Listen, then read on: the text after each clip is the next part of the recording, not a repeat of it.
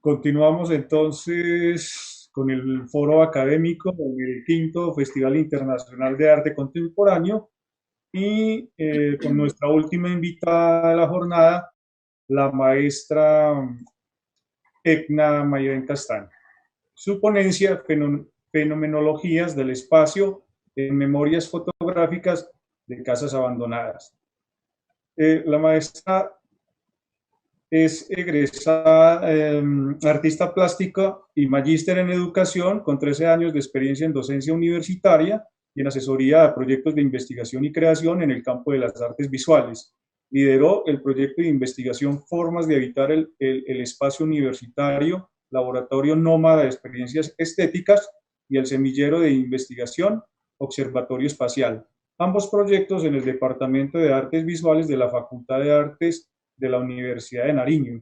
Sus intereses de investigación están centrados en los estudios sobre el espacio, el habitar y el paisaje. Ha desarrollado procesos de investigación y creación relacionados con estos temas que pueden ser consultados en un link que más adelante le pediremos a la maestra que nos lo comparta por el chat.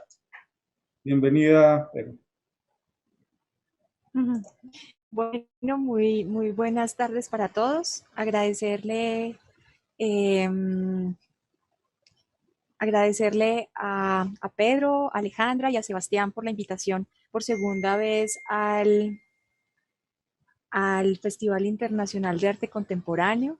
Agradecerles a ustedes por estar aquí.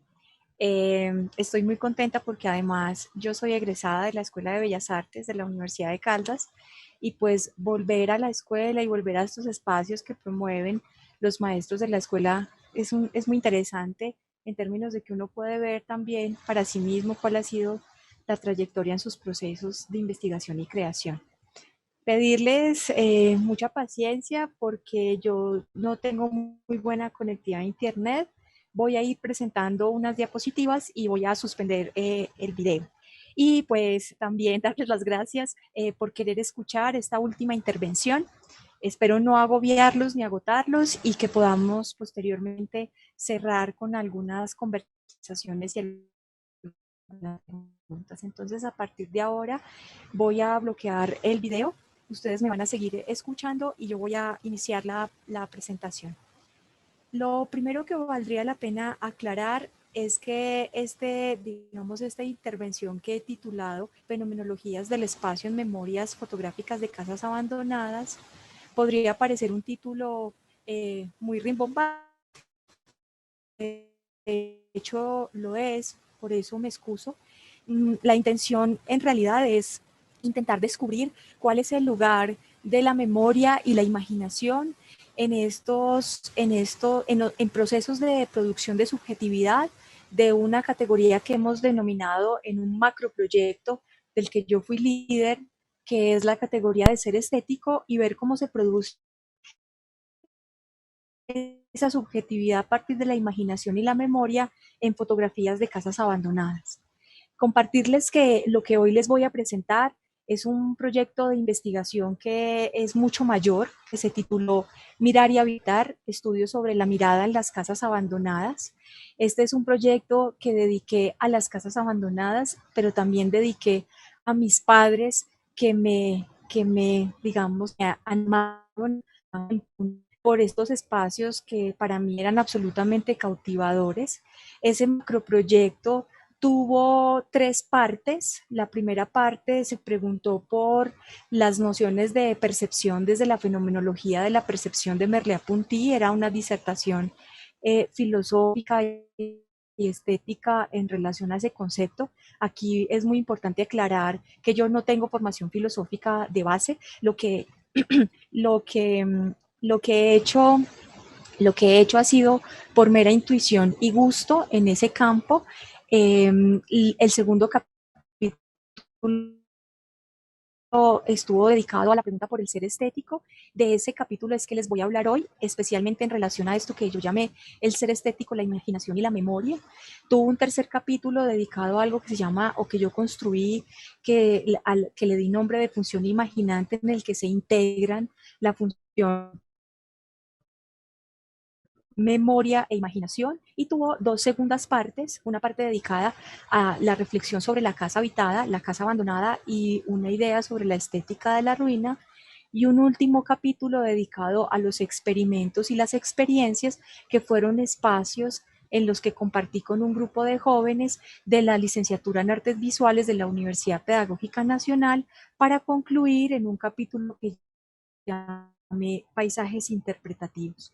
Hoy, como les digo, les voy a compartir algo con relación a esa idea del ser estético, la imaginación y la memoria, a propósito de el pretexto que se ha presentado en este momento en el quinto Festival Internacional de Arte Contemporáneo.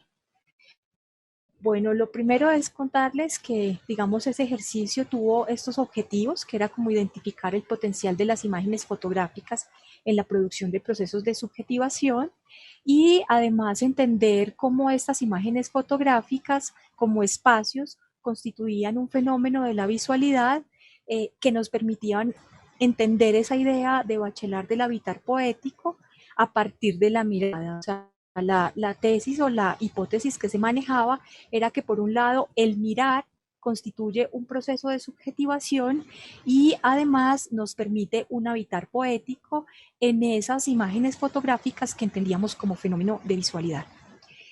Sé que la noción de ser estético y la misma noción de ser resulta muy problemática, es muy conflictiva y quizás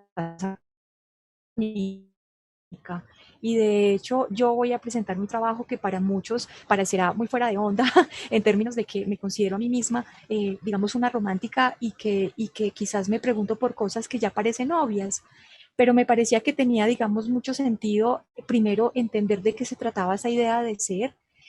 Sé que hay muchas disertaciones, muchas reflexiones a lo largo de la historia de la filosofía, desde Parménides, Platón, Aristóteles, que entendían, digamos, al ser como una existencia, como una idea, como una sustancia, pero a mí particularmente me llamaba la atención, por mi interés en la fenomenología, la idea que presentaba Martin Heidegger, y en ese sentido el ser del que se hablaba aquí en este proyecto, o del que se habló aquí en este proyecto, constituía sobre todo una experiencia, un estado siempre en experiencia. Es el ser cuyas saturaciones se han conformado de las formas de reinterpretación de las cosas del mundo y de sí mismo, que nombraríamos en este proyecto como la idea de ser estético. El ser estético hace parte, junto a las cosas del mundo, es decir, el humano, ¿cierto? El ser en su existencia y las cosas del mundo, hacen parte, digamos, de un movimiento aleatorio de difícil identificación, y siempre van a la deriva. El ser estético es fugacidad, y en esto me encuentro con el maestro Adolfo cuando él hablaba de las fugacidades en la tarde de hoy, al inicio de la tarde de hoy. Es un ser fugaz, hay destello, y al tiempo supervivencia está determinada por cada instante. Es decir, que ese ser estético es un instante presente como lo dice Clarice Lispector, un instante ya, de tal forma que se encuentre inacabado. Este es el ser de la singularidad, el de la imperfección que aparece en los modos de interpretación e interpretación de lo que Heidegger llama las estructuras fundamentales y esenciales de la cotidianidad. O sea, ese ser es un intérprete y reintérprete de las estructuras fundamentales y existen y digamos esenciales de la parte más cotidiana. Aquí voy a avanzar un poquito como al tema de por qué las casas abandonadas. Las casas abandonadas, como se mostró en el proyecto, tienen una habilidad propia. Ellas tienen en sí mismas una habilidad de contención temporal que vincula el tiempo pasado con el presente y el que vendrá. Es decir, ellas alcanzan a agarrar, como a anclar todas las temporalidades y por tanto dejan ver a sí mismo, dejan ver en sí mismas, ¿cierto? La historicidad del propio ser. No quiero que nos anclemos en esta idea de la historia como una cosa quieta, sino más bien como una cuestión de voracidad, de cambio, de intempestividad importante. Razón por la que nos centramos en esas casas y recordemos aquí que Bachelard planteaba que la casa es el escenario esencial de ser y en ella podemos ver al ser mismo. Por esa razón estudiábamos las casas abandonadas. Algunos referentes que creo importantes dentro de este ejercicio tienen que ver con que había algunos referentes que me parecían importantes. Uno de ellos es el de María Adelaida López, que hizo un trabajo que ella tituló Casas a borde de carreteras. Son una serie de fotografías en las que ella posteriormente interviene con un polvillo coge de una experiencia que hace en los Estados Unidos como empleada de casas de familia. Del polvo que recoge en las aspiradoras, ella hace luego unas intervenciones y crea estos croquis en esta segunda serie de casas para la venta, donde también enuncia de algún modo el vacío que queda en estos espacios cuando no son habitados. Aquí vemos un detalle de esa hermosa casa de la esquina que se trabaja con polvo de aspiradora sobre lienzo. En esta última grupo vamos a encontrar otras intervenciones de María Adelaida, en las que María Adelaida nos cuenta, nos crea unos objetos escultóricos intervenidos también y creados con este mismo polvo de las aspiradoras y también este es de la serie Casas a bordo de carretera, donde ella también reflexiona sobre, no solo sobre el residuo, sino también sobre la idea de casa, la idea de techo, pero también la idea de abandono. Este otro proyecto que fue muy importante para esta investigación, que es este proyecto de Kevin Bauman, que lo que hace este artista es recolectar 100 fotografías de casas abandonadas en el estado de Detroit.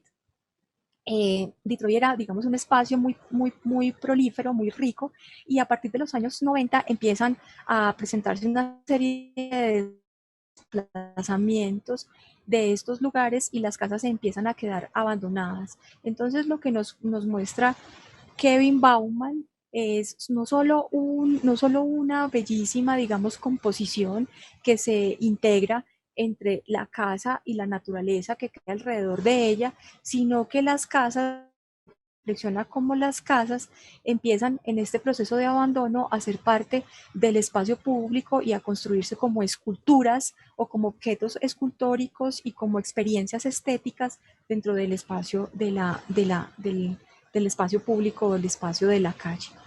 Un último referente fue el de Sebastián Pris, que lo que hace es recolectar residuos, elementos de que constituyen memorias de calles, muros y casas abandonadas que luego son pasadas al espacio del museo y son exhibidas como objetos artísticos. Entonces, todo esto, digamos que hacía parte del trabajo que animó toda esta reflexión que hoy les estoy compartiendo.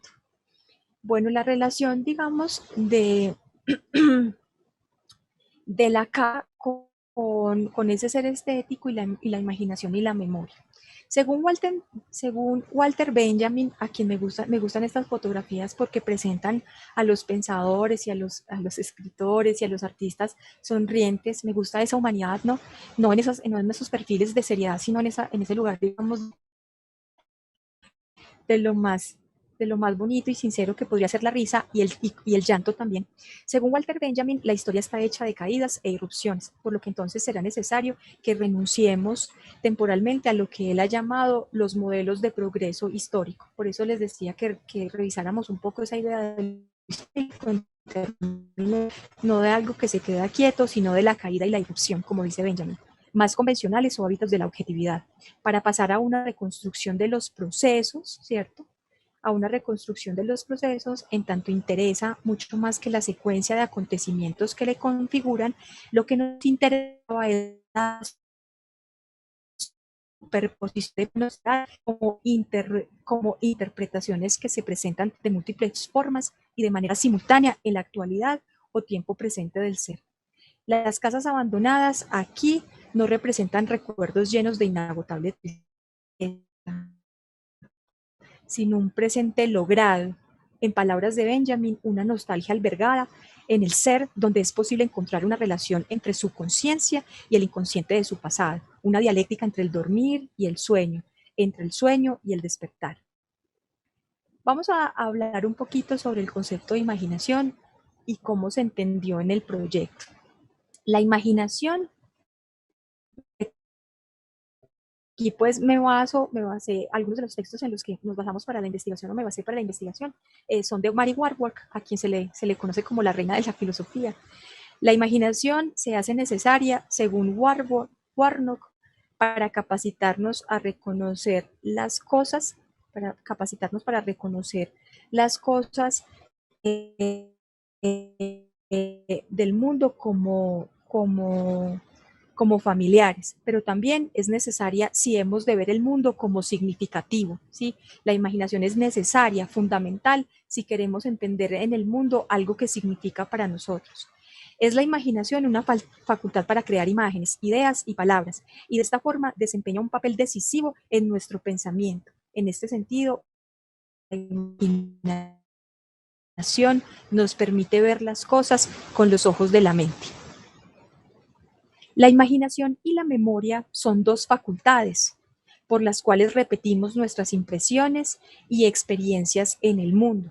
Sin embargo, aclara Warburg, y aquí va creo que la tesis más importante de esta parte de mi investigación, y es que si bien la memoria produce imágenes o crea imágenes más vívidas, ¿cierto?, que la imaginación, como lo plantea Warburg, eh, sin la imaginación no podríamos conectar experiencias del pasado con las del presente, así que no podríamos hacer aquello que nos interesa, que tiene que ver con la superposición y con el desarrollo incluso más potente de la creación o de la creatividad.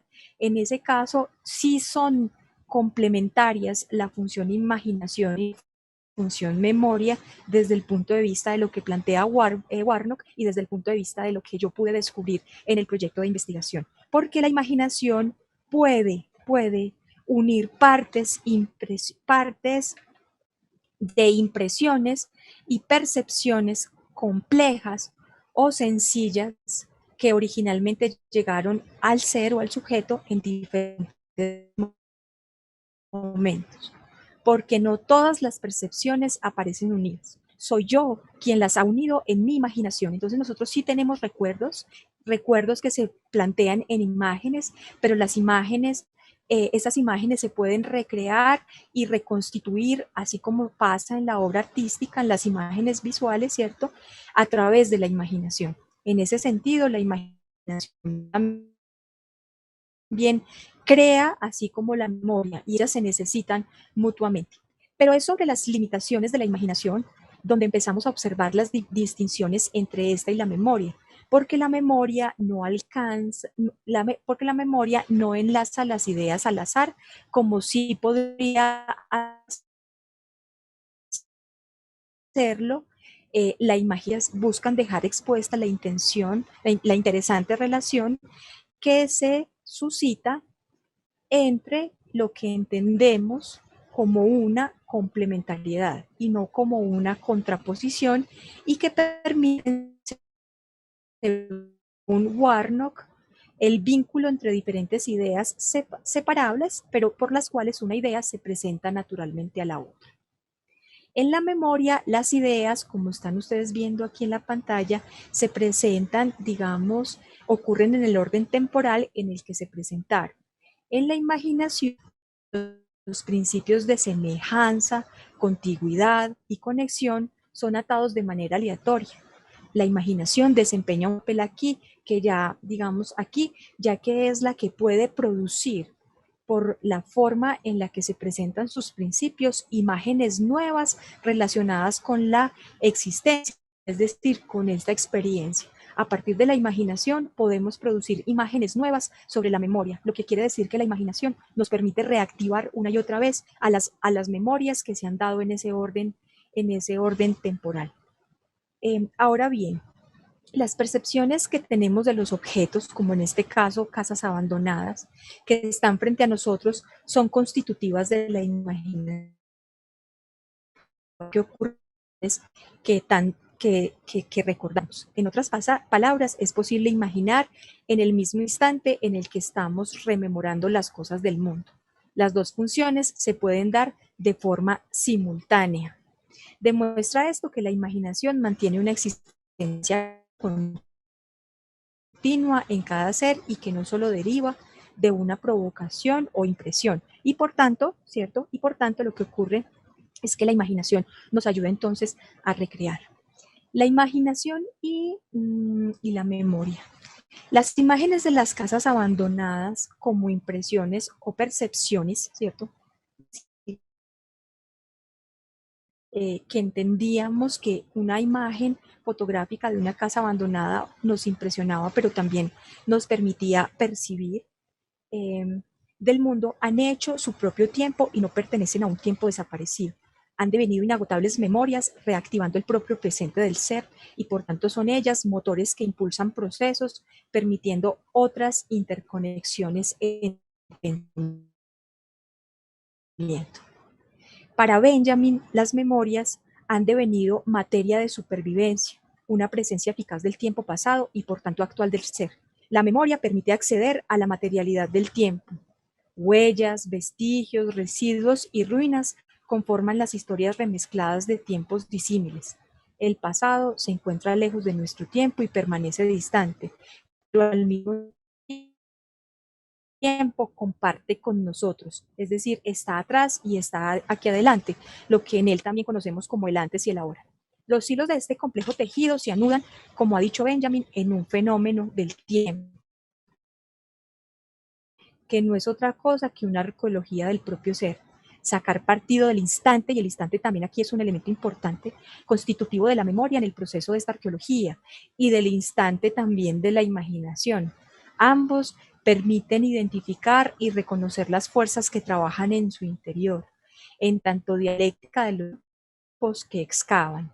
Dice Benjamin, por ejemplo, quien quiere pasearse por el lugar de la memoria y el lugar de la imaginación debe considerarse a sí mismo como un hombre que excava, y por eso la relación aquí arqueológica con el hombre que excava, y por eso aquí la relación arqueológica de la que hablaba en las líneas anteriores.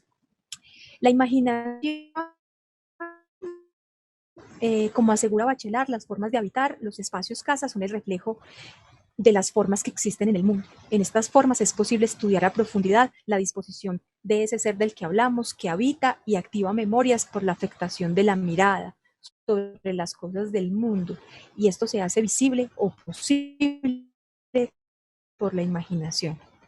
Así la imaginación, y aquí otra idea importantísima, digamos que descubrimos o he descubierto en este ejercicio de investigación-creación, la imaginación colma las lagunas de nuestra experiencia, de nuestra memoria. Se ve apoyada en la memoria que lleva al ser o al sujeto a una idea muy viva y precisa de lo que experimentamos cuando estamos frente a las cosas del mundo. Estas sensaciones que se intensifican cuando tenemos esa experiencia de mundo. De este modo, puede decirse que la identidad es una configuración de multiplicidad de percepciones que logran quedar instaladas en las experiencias por la afectación que tiene lo que es mirado sobre el que mira. La amalgama más o menos frenética de todas las funciones, es decir, la imaginación y la memoria, perturban la conciencia, razón por la que se ve empujado a deslocalizarse, y creo que esta es una idea también importante, deslocalizarse, moverse hacia la búsqueda de un encuentro en esas perturbaciones, intentos de comprenderlas. Aquí la memoria no solo activa, sino que ella misma es activadora en nuevas disposiciones del ser para un habitar envuelto en un nudo temporal simultáneo y discontinuo entre pasado y presente y además porvenir.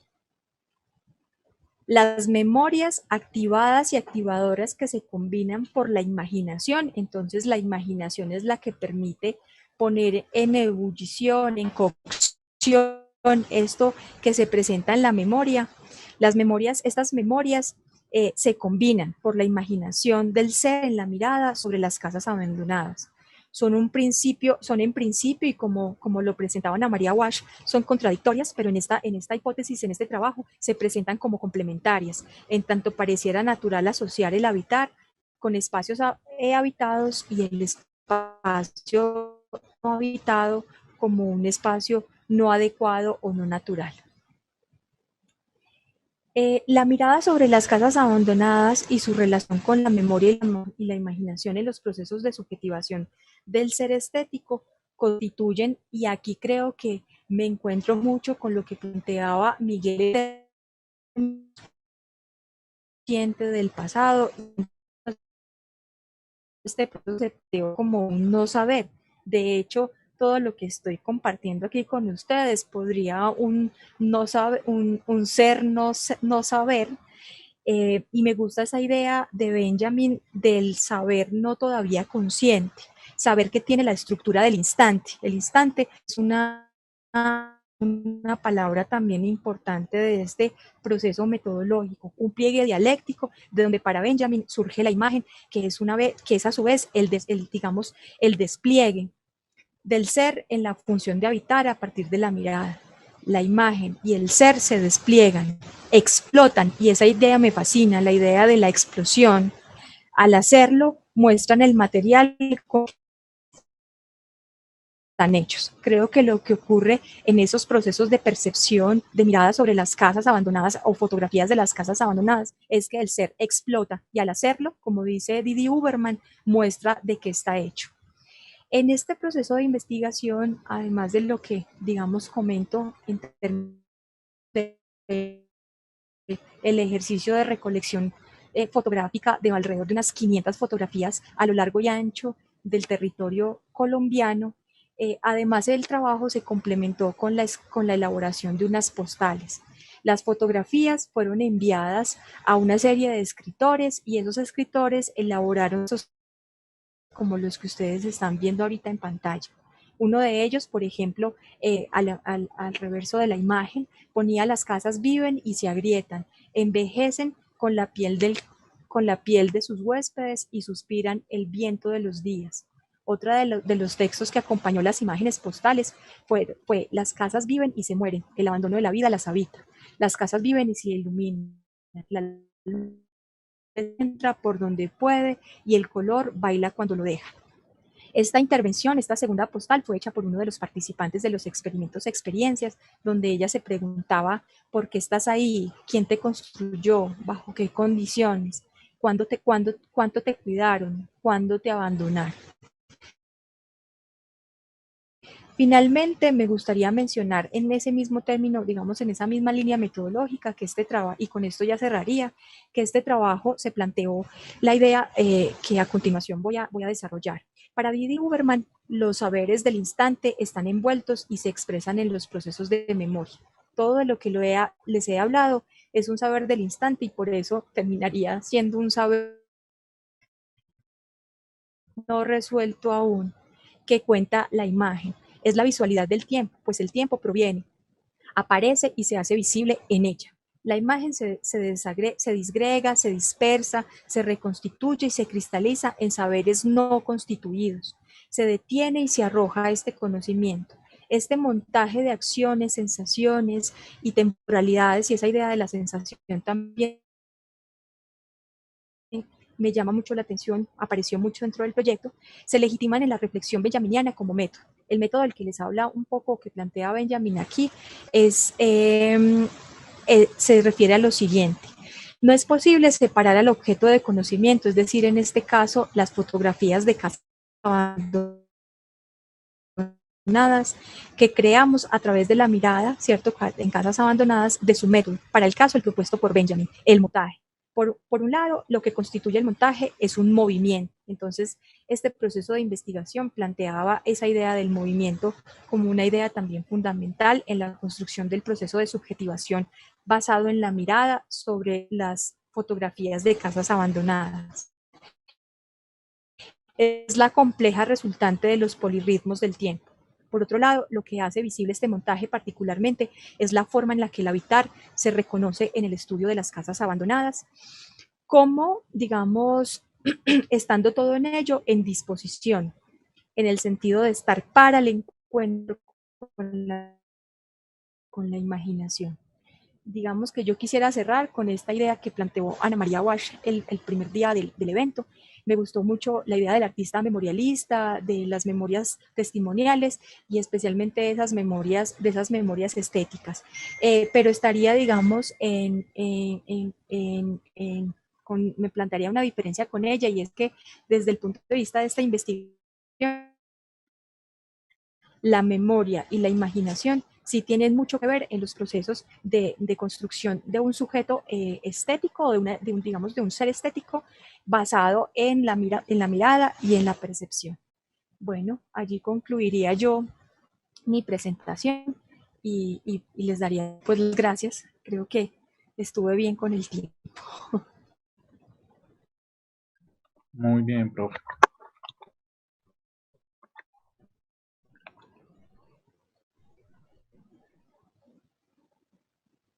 Adelante, Carlos. No se te escucha, Carlos, estás conmigo. No, agradecerle a ECNA por la ponencia en el tiempo justo, sí, como lo mencionabas ahora, agradecerte. Terminar pues con una idea central ahí, somos una cultura precisamente que se arraiga en la imaginación y la memoria como unas nociones que nos permiten materializar ese ser estético y desde nuestras propias experiencias, y es decir, eso que nos anunciabas de la memoria como una potencia activada y activadora. Muchas gracias. Entonces, hasta aquí el foro académico. Damos inicio entonces de inmediato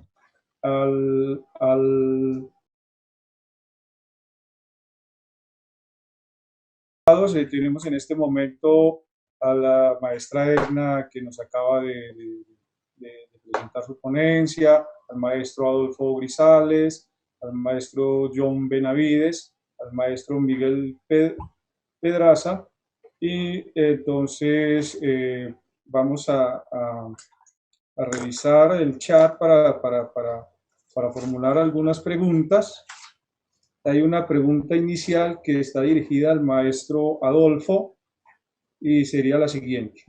¿Cuáles son las diferencias más significativas de pensar el arte desde el territorio y dejar de pensarlo exclusivamente desde el tiempo? Maestro.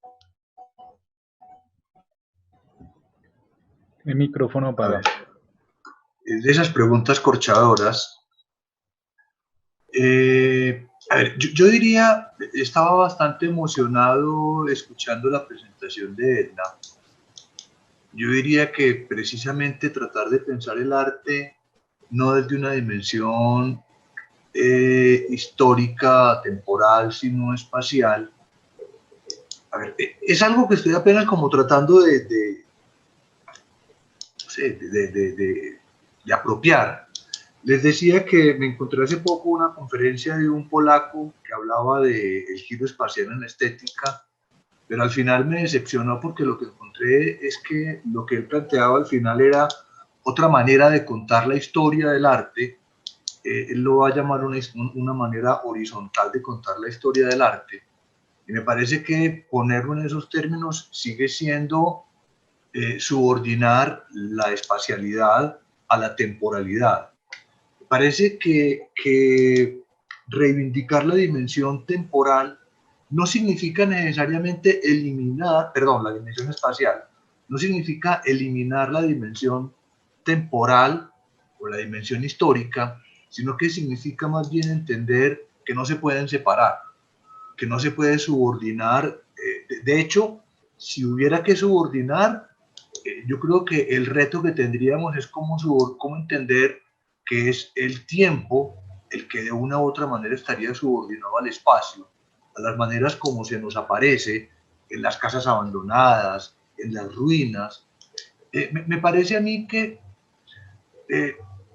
yo pensaba, cuando estoy tratando de darle forma a esta idea de una estética territorial, pensaba que es algo que en última se le ocurre a uno cuando vive en una ciudad como Manizales, que tal vez en un mundo plano, en el mundo de los planícolas del norte, en donde tal vez, digamos que, no sé, más fácil miran para arriba porque enfrente tal vez no vean sino edificios, mientras que nosotros cuando miramos al frente vemos montañas, vemos nevados, vemos precipicios.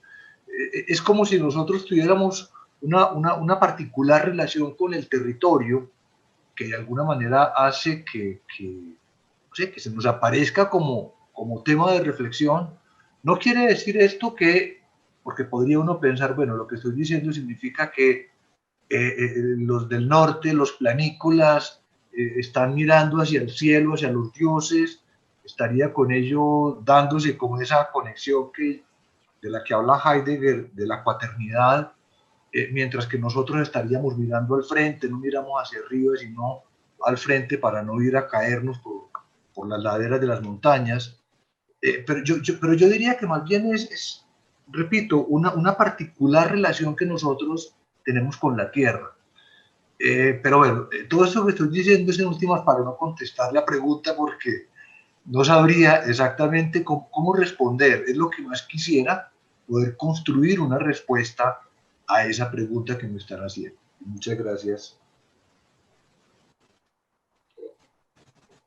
Gracias, Bueno, hermano. Pedro, buenas tardes para todos. Muchas gracias por acompañarnos. Acá llegó una pregunta que inicialmente estaba destinada para el maestro Felipe César, quien se disculpa porque en este momento no puede acompañarnos, pero me parece que es una pregunta que es pertinente para ustedes también, para los invitados que nos acompañan. El día de ayer en el conversatorio discutimos acerca de las posibilidades de la virtualidad en este momento de confinamiento. Los ponentes se preguntaban si era realmente posible habitar estos espacios virtuales, ¿sí? Y la pregunta sería qué postura tienen respecto a este tema. Quisiera como que la pensaran un poco. Pienso que si alguien en este momento quiere responderla o si no, destinarla puede ser tanto a la profesora Edna o al maestro Adolfo, que sus ponencias estaban en esa vía. Además, la profe Edna ayer hizo un comentario en el chat que no alcanzamos a compartir en el foro. ¿Quién se anima? En orden de valentía.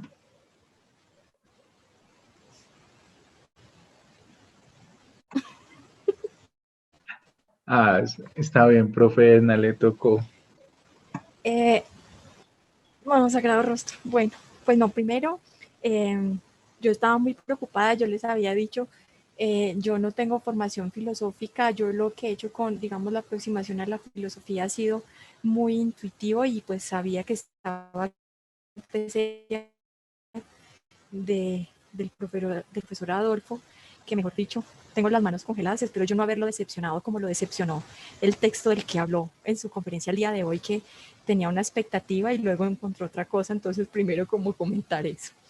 Lo segundo es que el día de ayer, no, y bueno, y que uno en estos espacios no alcanza como a contar todo lo que significa todo ese proceso de investigación. Esto duró como unos 5 años, esta recolección de fotografías de casas abandonadas. Hay un registro de alrededor 500 fotos, entonces imagínate, hablar de eso en 30 minutos es imposible. Lo segundo es que el día de ayer yo comentaba frente a la virtualidad, ya no me acuerdo muy bien qué, pero, pero decía que me parecía que si pensábamos el habitar como una posibilidad de estar, ¿cierto? Y una condición en la que de alguna manera se expresaba se expresaba el ser, se expresaba el sujeto. Yo realmente pues yo que sí, los espacios virtuales, sí podemos seguir pensando en la idea del habitar, sí podemos seguir considerando esas, digamos, esas discontinuidades tan interesantes, esas fugacidades de las que hablaba el maestro también Adolfo esta tarde, al principio de la jornada, y de las que yo también hablé. O sea, no me impide la fugacidad, no me impide digamos,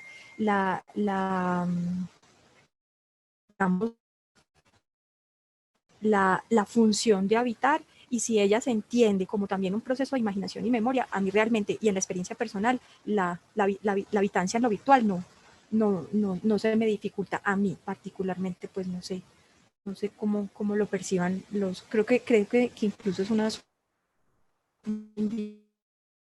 individual. ¿Qué piensa el maestro Adolfo? Yo quisiera decir algo, ya que Edna, la profesora Edna, pues hizo mención de mí. Primero es a mí al que me da, yo soy el que me siento intimidado, y pues porque, no sé, estoy en un evento de artistas, me encanta estar entre artistas, me encanta pensar asuntos sobre el arte, pero a veces pienso que la filosofía estorba, que la filosofía es, no sé, se vuelve demasiado trascendental. Y bueno, tendría que decir, como lo mencioné ahorita, que me encantó la presentación, la encontré perfectamente conectada como con la idea que yo tenía, y mucho más me gustó pues que viniera justamente de un artista. O sea, es la casa abandonada, es la ruina, es la huella, es la manera como el tiempo se hace visible, por ejemplo, en esas casas. Parte de lo que, digamos, a mí me emociona cuando pienso en la dimensión espacial, en la manera como el tiempo no es una mera abstracción, como tampoco lo es el espacio, ¿cierto? Porque de alguna manera esa casa en ruinas, esa casa que se está agrietando, se hace casa de alguna manera en la misma medida en la que el tiempo, digamos, la atraviesa, en la que desde el tiempo esa casa se convierte, en fin, estoy especulando, pero a ver, quería decir que me gustó mucho, y no tendría que sentirse la profesora Edna pues para nada intimidada, soy yo el que me siento, no sé, agradecido porque me inviten. Sobre la pregunta que hace Pedro, yo diría, a ver, es cierto que yo desde hace mucho rato vengo dándole vueltas al asunto del espacio, del territorio, en parte pues por mis vínculos en el campo de las ciencias sociales con los estudios territoriales, pero tengo la sensación de que ahora de manera particular el encierro al que nos hemos metido, al que hemos estado sometidos, ha hecho que de manera particular la casa se nos haga visible, y no sabría decir si hay una condición paradójica, tal vez a veces cuando el territorio, cuando el espacio se nos muestra de una particular manera, así como hablaba ahorita Edna de esa frase, no sé si fue de Didi Huberman, de cómo cuando explota se revela de qué está hecho. Creo que algo parecido es lo que nos está ocurriendo ahora, de qué manera la espacialidad el territorio se nos hace visible justamente como en ese desmoronarse. Y entonces la virtualidad que pareciera como una pura desmaterialización del espacio, al mismo tiempo es como la ocasión para que se nos muestre como la esencia del espacio. De allí una de las ideas que yo quería, pues, que mencioné ahorita en la charla, y es la de que si tratáramos de pensar el espacio por algún rasgo esencial, yo diría que habría que pensarlo desde la perspectiva del encuentro. Y por lo mismo, a propósito de la virtualidad, para mí hay un concepto que me resulta muy simpático, y es el de tiempo real, cuando se dice en tiempo real, cuando se habla, por ejemplo, a propósito de las clases, de clases sincrónicas y que las clases quedan grabadas. Entonces, pareciera que hablamos de tiempo solo a partir de la sincronía, solo a partir de lo que se llamaría el tiempo real. Y entonces es ahí donde yo pienso que hablar del espacio es hablar de algo que tiene que ver con el hecho de que nos encontramos. Por eso también decía en la charla que el espacio no es el contenedor en el que nos encontramos, sino que el espacio se hace espacio en tanto que nos encontremos. Esto nos lleva a una condición paradójica, porque ahorita en la pantalla del televisor, en la habitación, en la sala de las casas, en el comedor de todos, nos estamos reuniendo con personas en México, en Brasil, en Madrid, y eso pareciera que hubiera hecho completamente irrelevante la misma condición espacial o territorial, porque pareciera que, no sé, como que se estalló el territorio, todo se convirtió en un bit, el espacio, no sé, como que hubiéramos encontrado el ADN de la espacialidad y lo hubiéramos podido meter en estos aparatos, pero me parece que es justo ahí, y no sé si porque tal vez como en el mismo sentido hegeliano, de cuando Hegel habla del arte como una cosa del pasado, de alguna manera también entonces podríamos tal vez hablar de la territorialidad, de la espacialidad, como una cosa del pasado, y que por lo mismo empezamos a pensarla, no sé, pero bueno, ya me quedo callado. Adelante, Carlos. Bueno, gracias maestro, gracias maestra Egna. Interesante disertación acerca de estos cuestionamientos. Viene una pregunta para John Benavides. Teniendo en cuenta el diseño del catálogo y la interacción con los estudiantes, y que la interacción con los estudiantes fue horizontal, quisiéramos saber cómo se realizó la curaduría de la exposición. Teniendo en cuenta las tensiones entre artistas y curadores, ¿se puede hablar de una curaduría sin la verticalidad?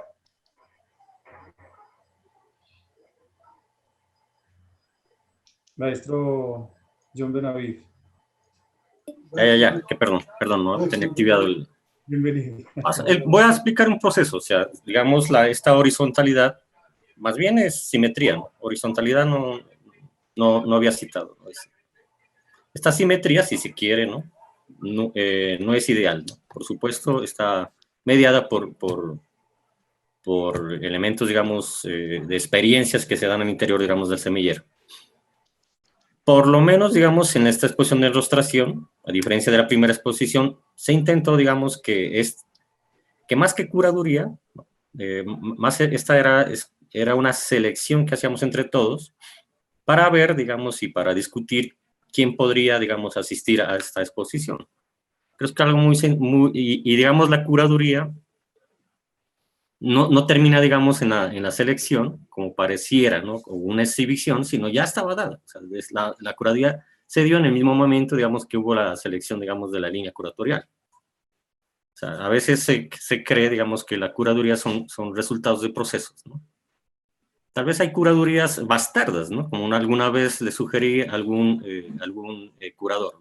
¿Por qué no estas curadurías provocan otros tipos de curadurías, ¿no? O de puestas en abismo de las curadurías, que precisamente daría pie, digamos, a una pedagogía que está siempre por venir, ¿no?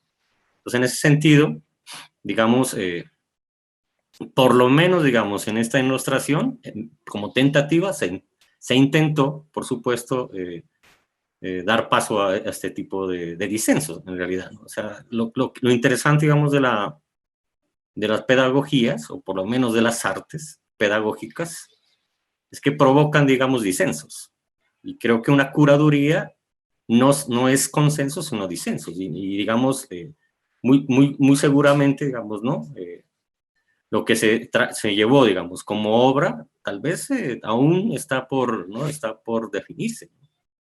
Porque como a veces se entiende, ¿no? Que los semilleros de investigación deben dar resultados, se cae un poco, digamos, en el sentido de producción académica, conocimiento, etcétera, ¿no?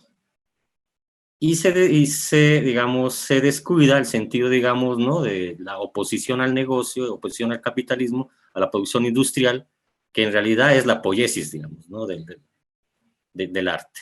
Entonces, si hay, por ahí citaba algo de eso. Precisamente, lo que se dio, digamos, en esta exhibición, aún, por supuesto, ¿no? Aún, digamos, recurriendo a la selección, etcétera, aún está por venir. O sea, diría que aún, digamos, la tercera exposición, que aún está pendiente, que sería como el resultado de la tercera línea, digamos, ¿no? de este proceso, tendría que tener en cuenta, digamos, estos procesos de disenso mucho más fuertes. Hasta tal punto de que muy posiblemente no sea necesario una exhibición, ¿no? Sino sea, digamos, otras alternativas, ¿no? Otros formatos, ¿no? Otros soportes, otras escrituras, ¿no? Que darían pie, digamos, a lo que esta línea de investigación sugiere, que es las alteridades extremas, que fue una cuestión extraña, ¿no? Lo que pasa es que, digamos, en las artes no funcionan, digamos, en términos no necesariamente lineales, ¿no? Y, por ejemplo, surgen, digamos, por simpatías con palabras. Entonces, esta palabra, este adjetivo, este epíteto, digamos, de extremo, surgió porque era necesario, ¿no? Y creo que ahora, ya digamos, como teniendo, digamos, ya algunos años de este proceso, damos cuenta de por qué la existencia de estas palabras, ¿no? Claro, por supuesto, habrá contradicciones. Es que la pedagogía no debe tenerle miedo a las contradicciones, ¿no? Ojalá que esas contradicciones, eso sí, no sean éticas. Pero en términos, digamos, de contradicciones y de paradojas, es vital. Por lo menos, digamos, lo paradojal, como vestigio en el arte, está ahí. Está ahí. O sea, lo paradojal hace parte, digamos, ¿no? De los procesos, inclusive pedagógicos de las artes. Es que es tan paradojal, digamos, la pedagogía de las artes, que las artes no se pueden enseñar. No se puede enseñar. Hay una raya posibilidad de enseñanza de las artes. Entonces, ¿qué es eso, no? O sea, es enseñar. No solamente las artes, no solamente las técnicas. Una puesta en abismo, digamos, de la pedagogía a partir de las artes. Es muy complicado el asunto, ¿sí? Por ejemplo, lo que decía Edna, ¿no? Yo no soy filósofa. Pues eso es disciplinar, ¿no? Ella es filósofa no porque sea, digamos, tenga la disciplina de la filosofía, sino que en sus reflexiones, sobre todo, en su contacto, en su tacto, digamos, ¿no? Con las casas, provoca una remoción, digamos, del discurso logocéntrico, del habitar, que es muy heideggeriano el asunto, ¿no? A un habitar mucho más micropolítico, que tendría con un tacto, o sea, entender que la casa es un ser, es viva, tan viva que se mueren, las casas mueren. Las casas mueren. Si las casas no tienen, digamos, los afectos atravesados por ellas, mueren o van envejeciendo. No humanamente, pero van envejeciendo. Entonces, creo que es complicado el asunto, ¿no? Por supuesto, ya una exposición con un catálogo tendría algo contradictorio. Pero precisamente en esa contradicción, digamos, ¿no? Del catálogo es que se abre. Por eso ese catálogo si usted lee ese catálogo, no entendería, no sería un elemento de consulta de las obras, sino más bien de la experiencia, ¿no? Cómo irradia hacia otro. En este caso a Yela, que tiene, digamos, una intuición desde su práctica artística muy fuerte.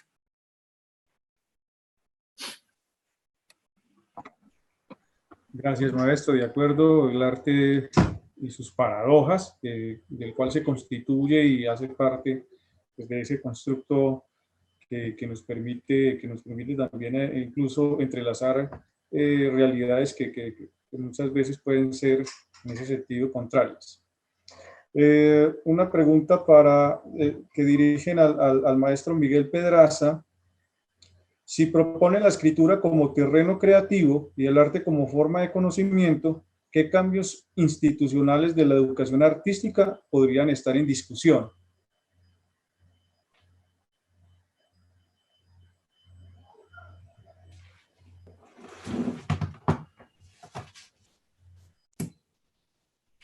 Bueno, pues en primer lugar, sí hay una diferencia del arte como productor de conocimiento y el arte como productor de saberes.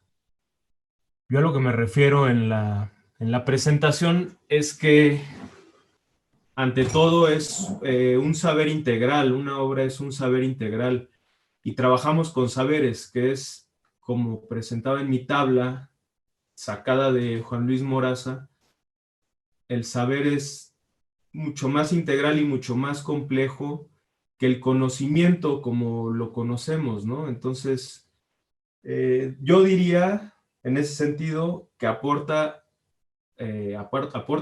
saberes. Los que aportan conocimiento del arte, quiero entender que es mucho más rico en conocimiento, el campo de la filosofía, de las estéticas, de la historia, de la sociología, de la psicología del arte. Eso me parece que es un aporte desde mi entendimiento de conocimiento, como lo marco en las tablitas que saqué del artículo de Juan Luis Moraza, que es un escultor. Sí, pues eso no quiere decir que el artista no pueda producir conocimiento, claro que puede, ¿no?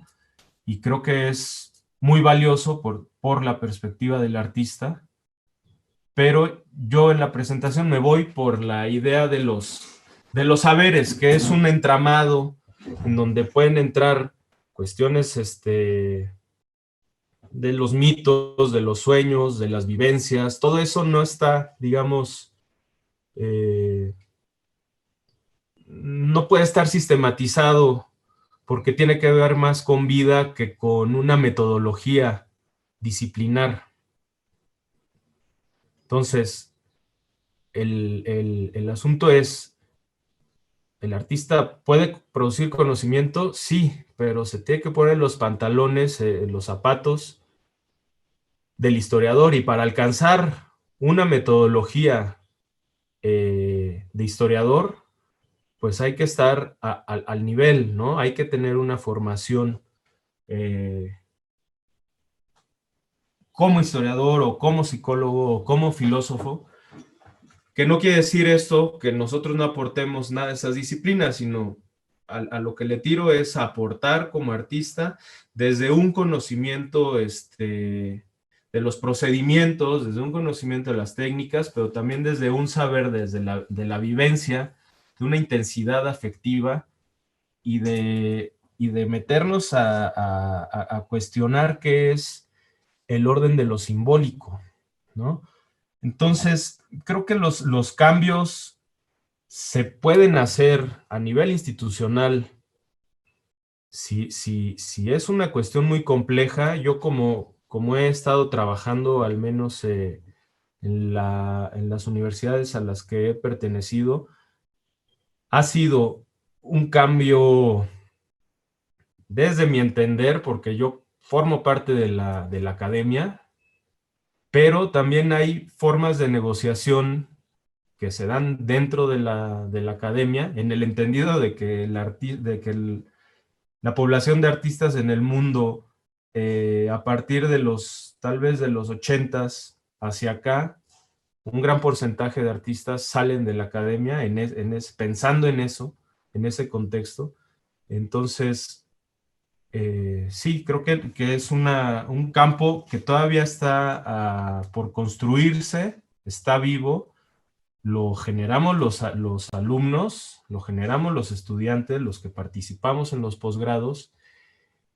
Y estos artículos que encontré a mí me han ayudado mucho a decir, a ver, la creación es investigación y la investigación es creación. Y no necesito forzosamente un marco histórico lineal, que era lo que hablaban con el profesor Adolfo. No tiene que ser una cuestión lineal porque el tiempo del símbolo es un tiempo metahistórico, por ejemplo, ¿no? Entonces, sí es como una negociación, pero el que tiene que romper primero el paradigma de investigación artística es uno mismo. Eso es. Muchas gracias, Miguel. Ya vamos a ir cerrando el foro. Quisiera dejar una pregunta final para todos los ponentes y a medida que la vayan respondiendo pueden ir como despidiéndose para ir cerrando todo. Lo que a mí me llama la atención, digamos, de todos los trabajos que se han presentado este año en el festival, es que ustedes fueron invitados en la lógica que estamos haciendo de una retrospectiva, de una revisión del pasado, de lo que se ha hecho en el festival, que finalmente, como lo han manifestado varios de los ponentes también, es una prospectiva, ¿cierto? Una mirada a futuro de lo que queremos ser.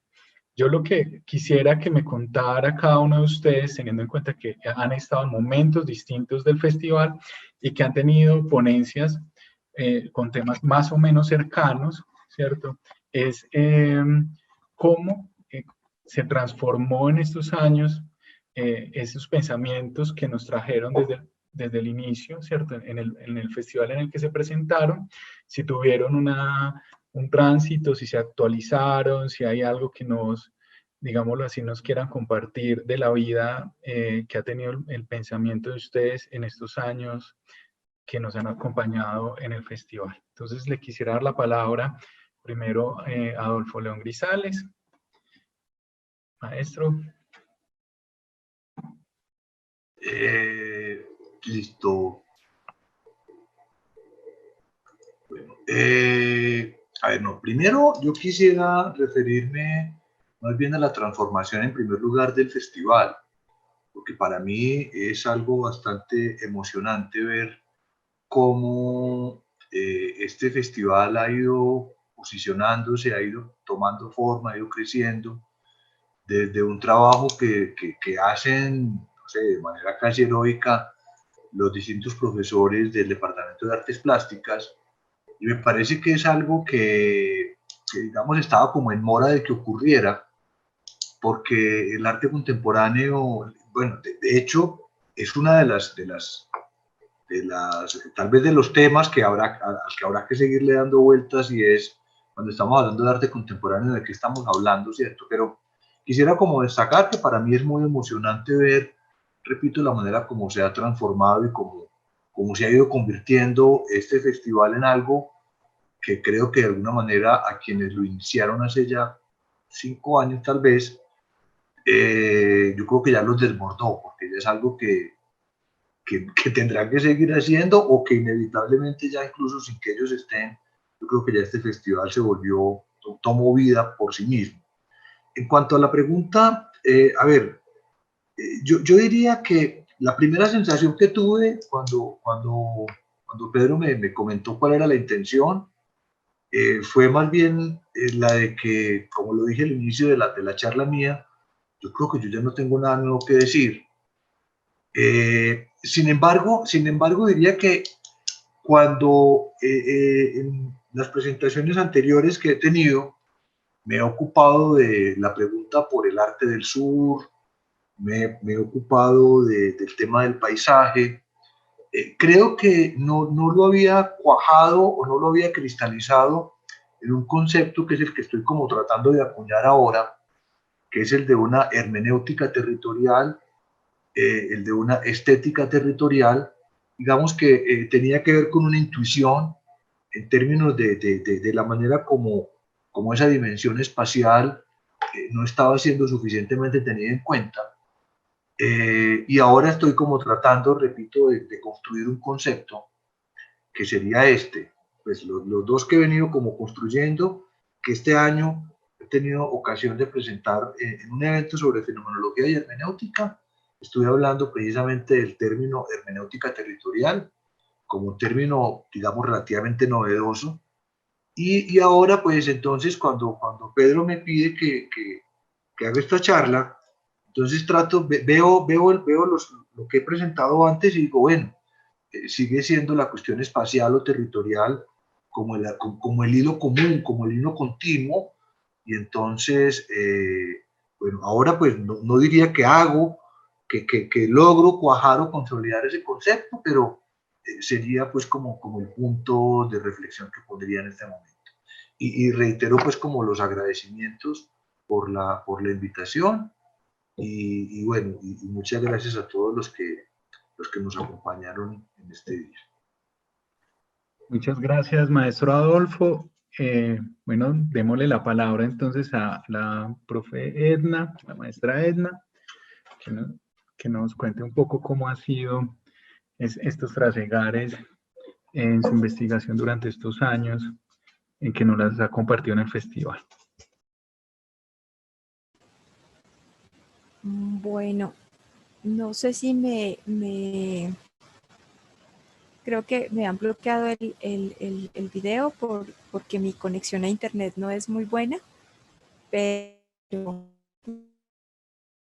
intentaré pues como contestarles sobre la evolución. Yo realmente, digamos, me siento muy cercana al planteamiento y al agradecimiento del profesor Adolfo al festival, en términos también de qué bonito ver su crecimiento, su evolución, su desarrollo, y en términos, bueno, y que todavía crean que uno puede como contar alguna cosa con respecto a lo que venía haciendo. Y en términos de, digamos, de mi trabajo, yo creo que, yo no sé si ya no tenga nada que decir, pero sí creo que tengo menos cosas que decir. Es decir, en mi presentación de hace unos años era como un montón de cosas. O sea, yo quería como contar todo lo que había sido y lo que estaba haciendo esa investigación. Como les digo, duró como unos 5 años y recorrí todo el país, por donde más se pudo, registrando, haciendo registro fotográfico. Entonces eso como que en ese momento era, yo quiero contar qué vi yo, qué pude. Y hoy lo que dije es, no, yo no quiero contar todo eso, yo quiero contar una cosita. Entonces como que es cada vez más poquito, pero de pronto más significativo lo que uno quiere como compartir. Y en ese significativo hay como dos cosas que a mí, digamos, hacia donde ha evolucionado mi trabajo. Y una es sobre la pregunta por la mirada, que estaba desde el principio y se mantiene, ¿sí? Como sobre el mirar y la mirada. Y lo segundo es una reflexión, digamos, que toda proceso que estoy elaborando, que tiene que ver con unas arqueologías del paisaje, por esa idea del excavar, ¿no? Como que me parece que excavando el paisaje, excavando como, sí, como es que hago una excavación sobre mí misma, como que siento esa relación ahí, que quiero aplicar aún más la metodología del excavar y hacer una arqueología del paisaje y seguirme preguntando sobre la idea de la mirada y el mirar y cómo eso tiene que ver con el proceso de construcción del ser, ¿no? Eso sería como que ahí voy yo, ahí voy yo.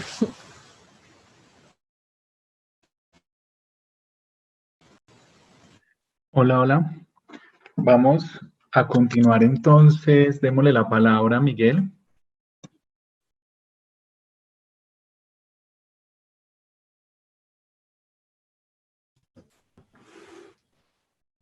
Listo.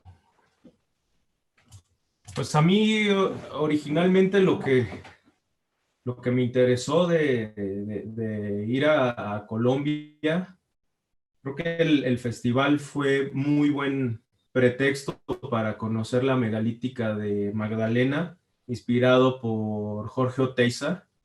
Entonces, originalmente era el pretexto, pero luego me pareció que ese artículo incipiente que presenté en el festival en el 2018 pedía ser de alguna manera concluido, desarrollado, porque hubo mucho interés, ¿no?, en los asistentes.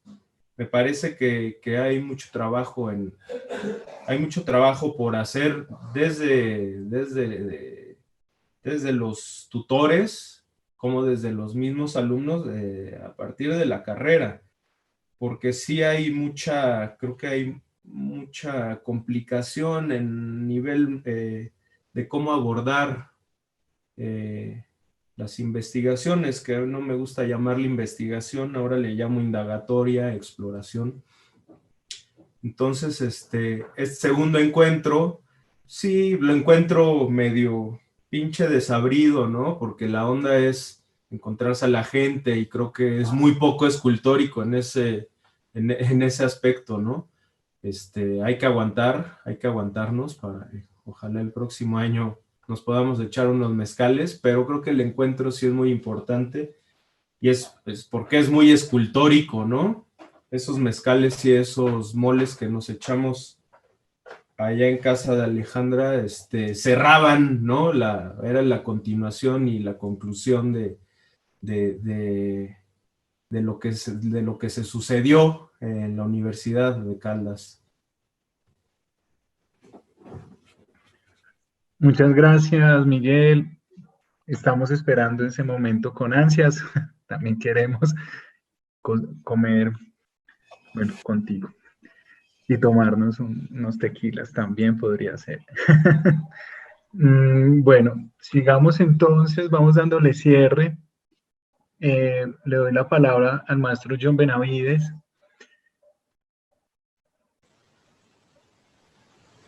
Maestro John, no sé si está todavía. Sí, ya está. Ay, yo quería decir una cosita, qué pena. Y a propósito de que Hable, John tranquilo. está ahí. Dale. No, yo al festival le debo haber conocido al maestro John Benavides y que hoy mi vida es porque en el primer festival lo conocí a él, hicimos, digamos, conexiones, tuvimos como encuentros y hoy gracias al festival y a Pedro y a John, yo tengo pues digamos una vida muy bella aquí en la ciudad de Pasto y pues vinculada a la Universidad de Nariño. Entonces yo sí eso lo había olvidado y sabía que lo tenía que decir gracias al festival y a Pedro y a John porque pues de verdad que fue el escenario para que se conectaran muchas cosas y hoy seguimos trabajando juntos, así que pues me parece muy bonito ya, no más. Ayudamos un poquito quizás, pero todos los méritos de que estés allá son tuyos, maestro. Adelante, maestro John. Se adelantó mucho. Una de las cosas que agradezco es prácticamente eso, ¿no? De los vínculos amorosos, ¿no? Que se han dado gracias al festival, ¿no? Y que aún siguen dándose, ¿no?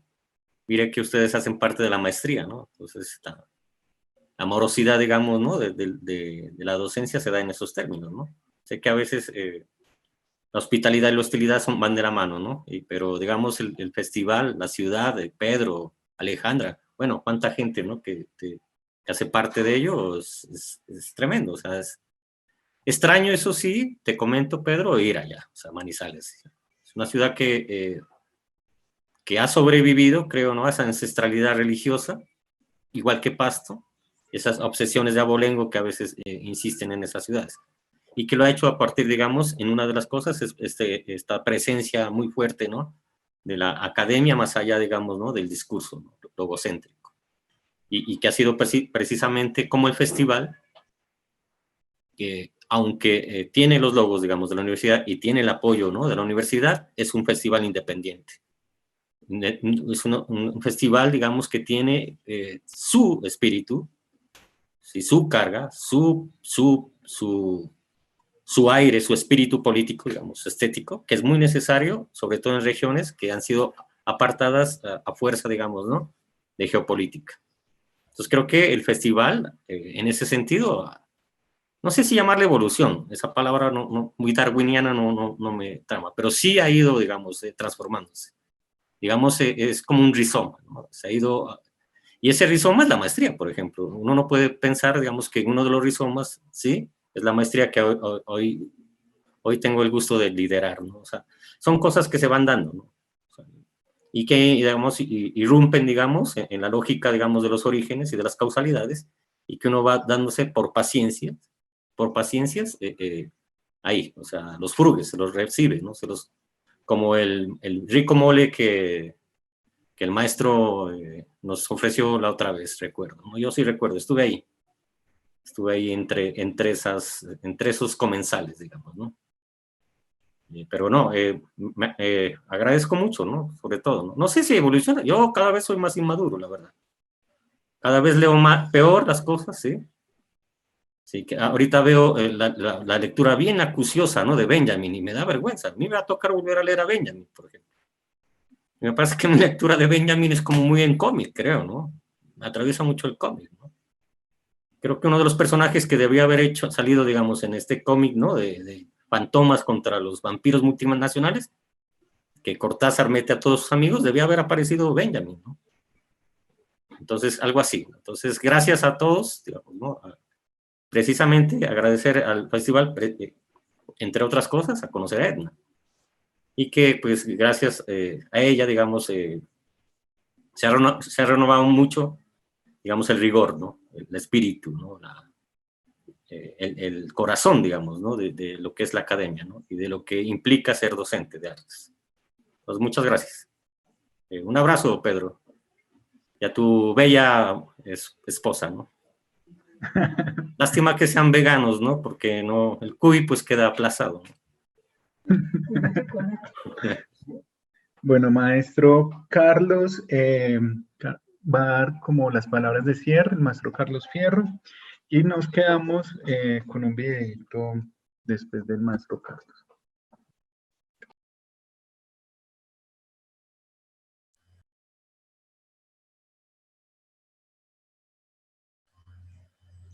No, queda nomás agradecerle a todos los ponentes, a los invitados, a las personas que están conectadas también en este momento, aquellos que se conectaron temprano en la tarde, a Pedro por la invitación y por una tarde tan gratificante, tan constructiva, y creo que no queda más que agradecerles a todos por sus reflexiones y por traernos a este conversatorio tan interesante que me pareció que cierra con broche de oro la tarde, ya digamos esta noche tarde, y que nos veríamos entonces mañana en el foro del día de mañana, jueves, y esta tarde a las 6:30, a la inauguración de la exposición retrospectiva del festival.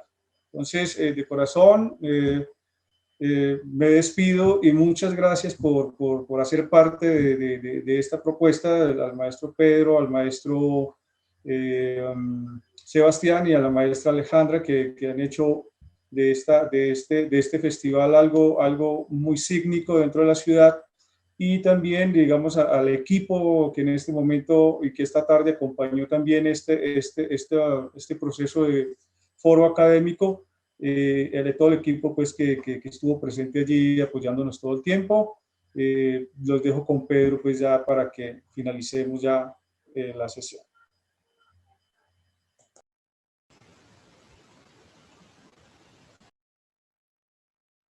Bueno, entonces, creo que Pedro ya se desconectó, él tenía clase de maestría, entonces nada, me despido. La invitación entonces es para que continuemos en este proceso, mañana continúa y el día viernes ya como cierre. ¿Listo? Entonces, gracias a maestros y por haber estado allí. Gracias a todos. Gracias, miles. Gracias, Miguel. Gracias, John. Chao. Carlos, un abrazo, gracias. Igualmente. Chao, abrazos maestros. Igualmente, Miguel, gracias.